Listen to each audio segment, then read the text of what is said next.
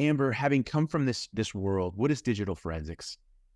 Digital forensics is the investigation of anything that is generated digitally. It can be anything from a smartphone, a computer, to IoT devices like your Alexa, your Ring cameras, any of those things, as well as where you are presenting yourself in the cloud. So your Google accounts, all of that is included inside of digital forensics.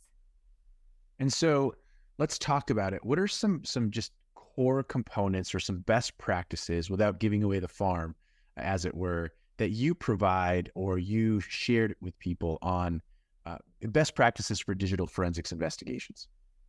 So the best practices for digital forensics is to make sure that you have a set plan. So before I go through and decide I'm going to perform all my acquisitions or capture the actual data out there, I look at someone and I go, okay, so Amber has a Google account. She has an Android smartphone. She has a laptop.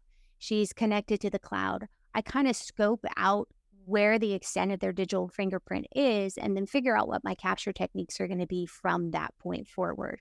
Because if you just decide to dive in, you have the highest chance of missing information about someone because you don't have the right perspective of what is making them up. You almost have to profile someone a little bit ahead.